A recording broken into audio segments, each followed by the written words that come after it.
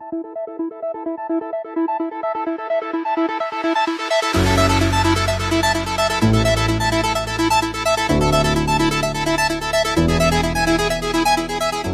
Bapak Ibu melakukan diklat, melakukan asesmen, Bapak Ibu dapat memberi pembelajaran terhadap siswa-siswi yang ada di sekolah.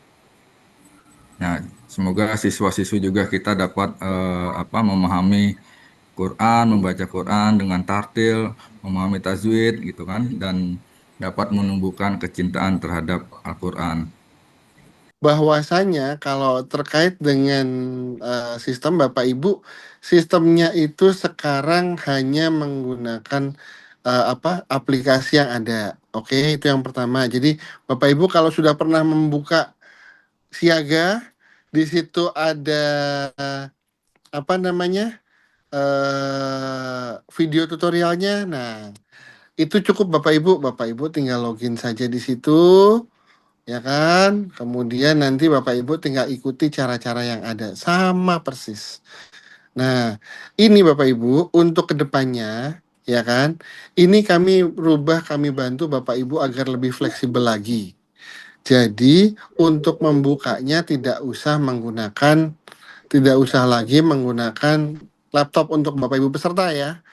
Untuk Bapak Ibu peserta, kalau memang laptopnya Pak, saya laptopnya kameranya rusak Pak, terus mic-nya nggak bunyi. Nah, solusinya apa? Bapak Ibu kalau punya handphone itu bisa. Bapak Ibu peserta ya. Kalau asesor tetap seluruh asesor harus menggunakan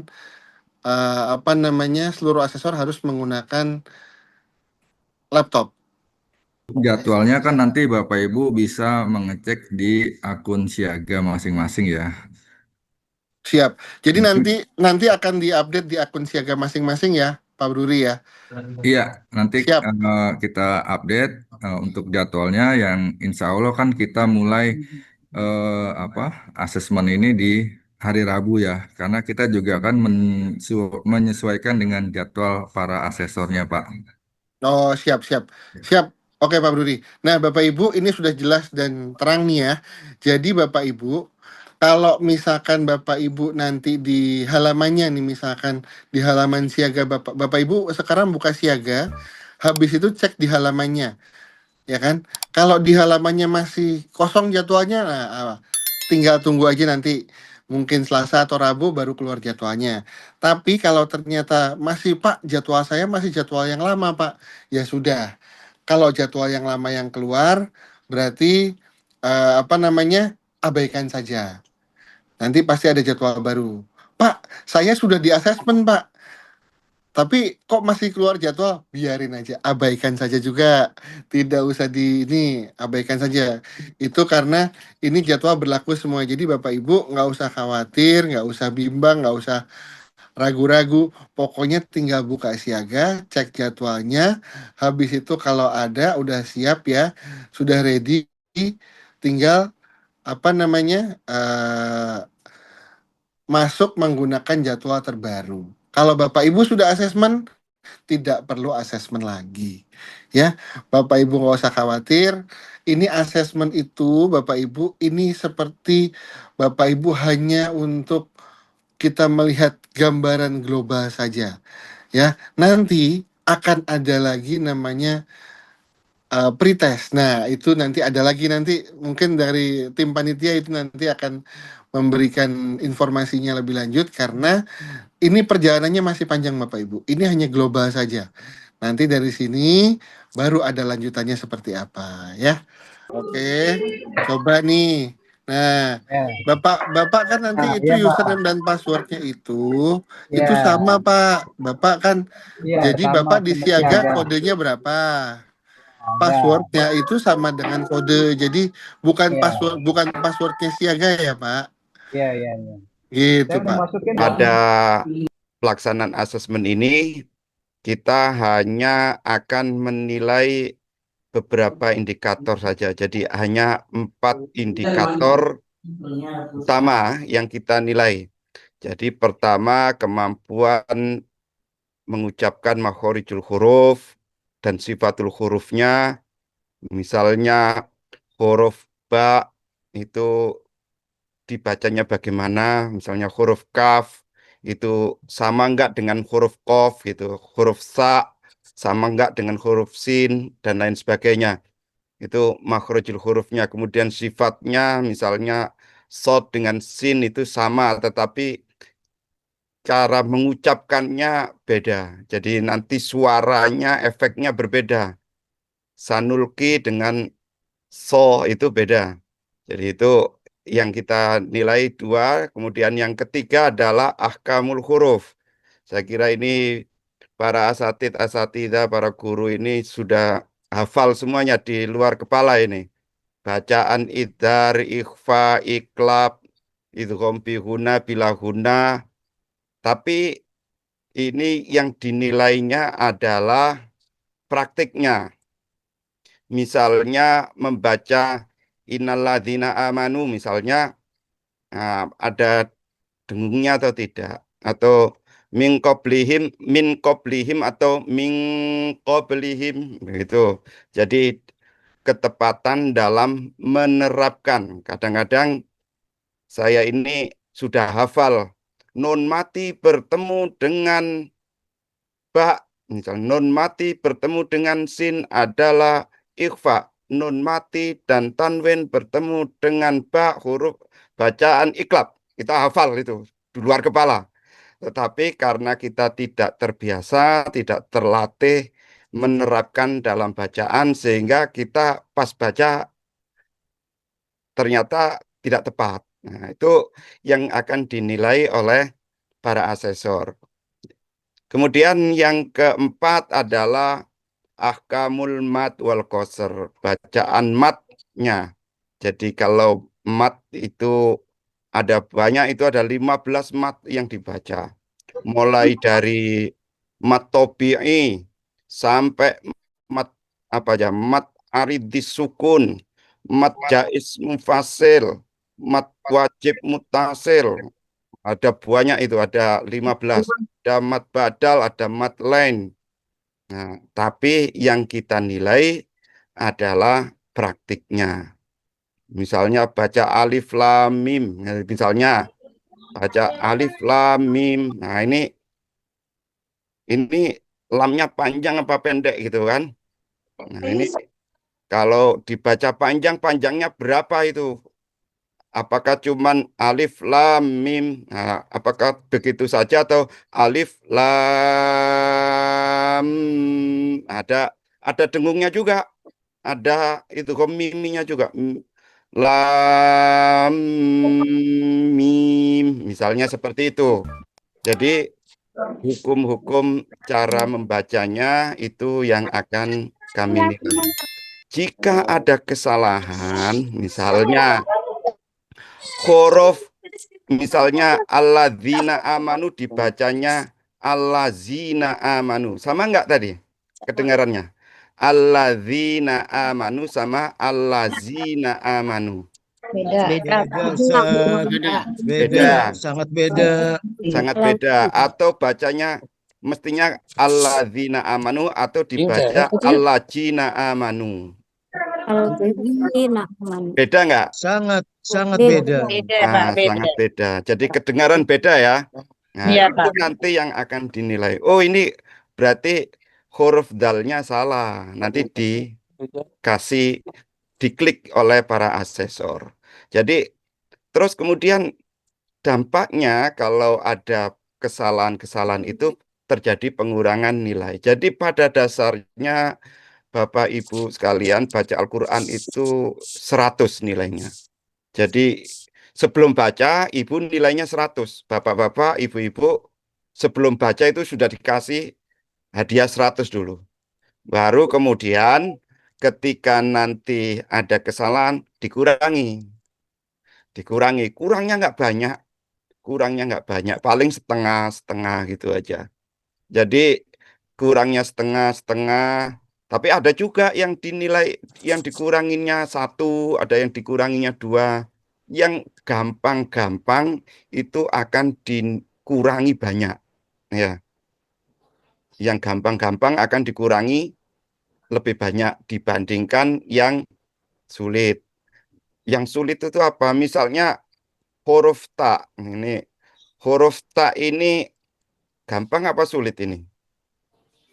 Huruf ta termasuk gampang ya.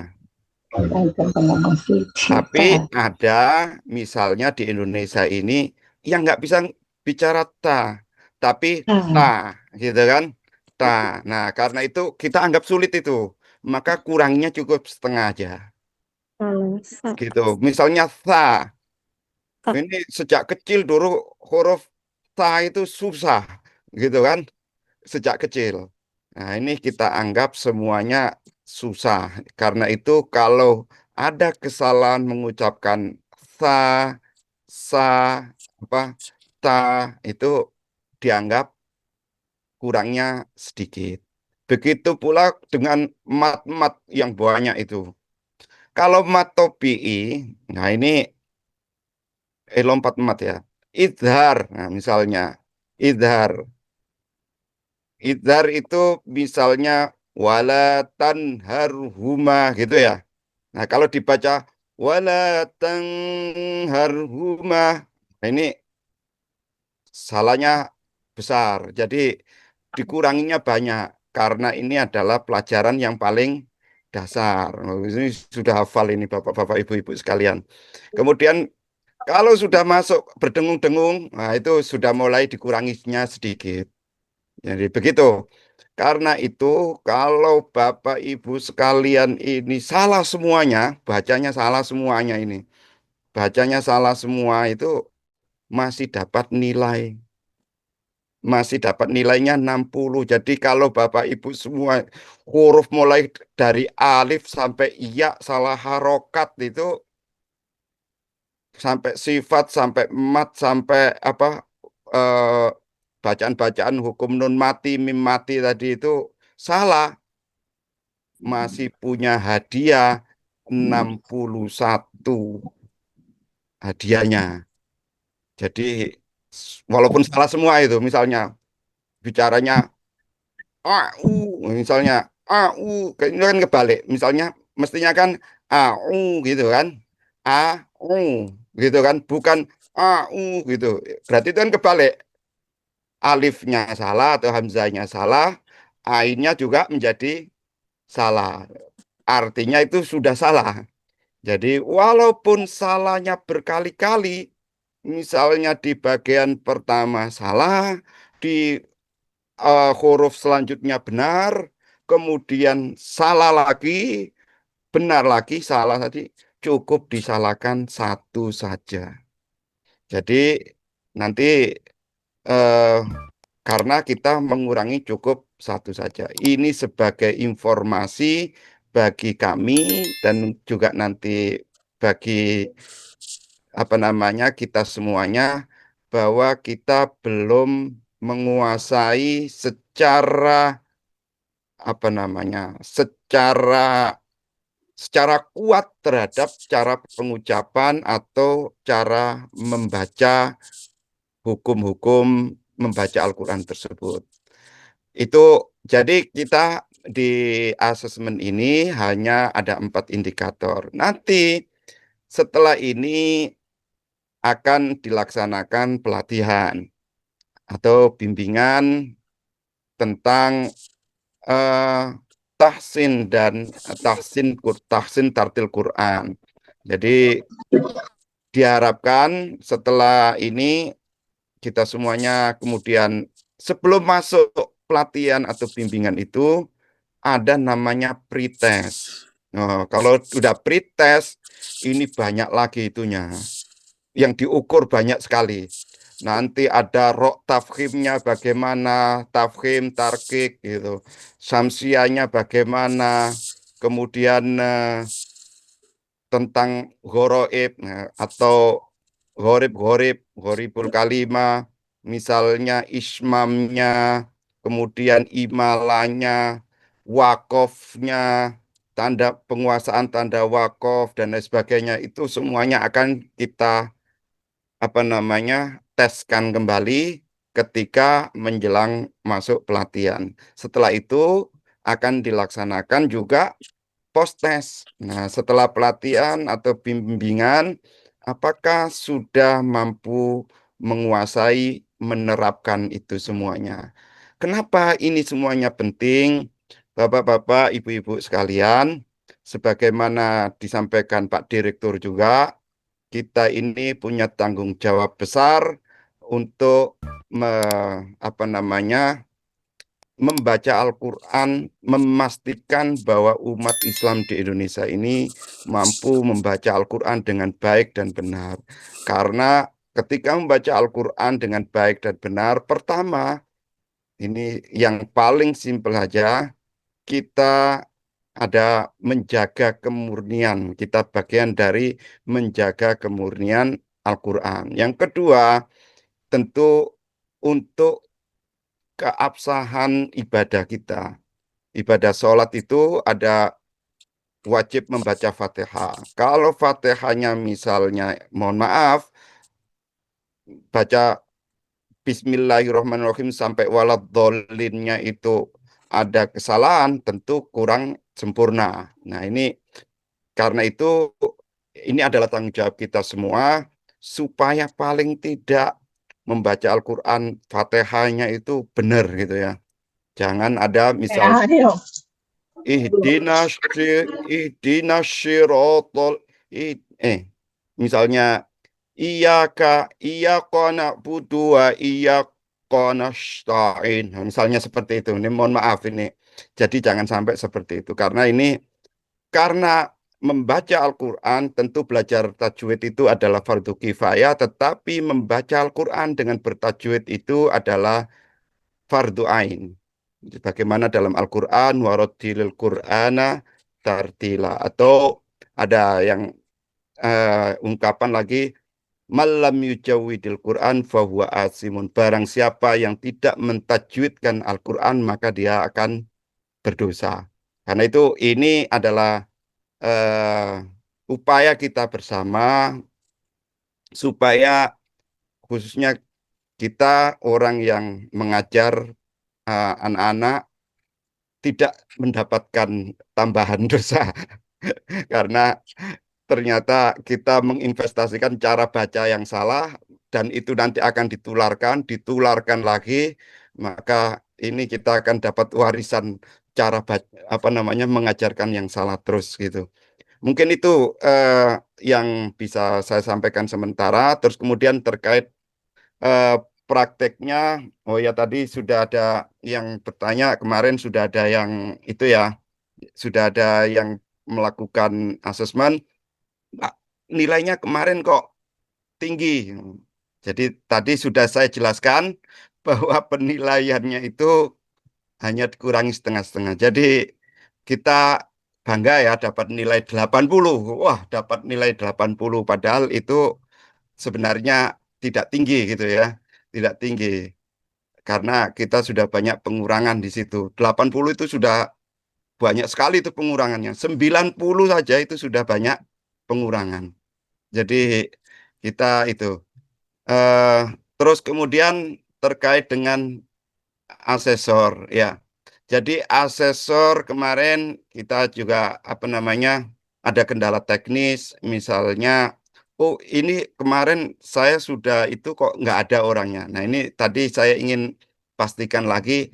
Jadi bapak-bapak, ibu-ibu ketika sudah muncul dua wajah gitu ya di aplikasi itu sudah muncul dua wajah seperti kita telepon, ada wajah saya dan ada wajah lawan bicara kita, baru kita bisa mulai.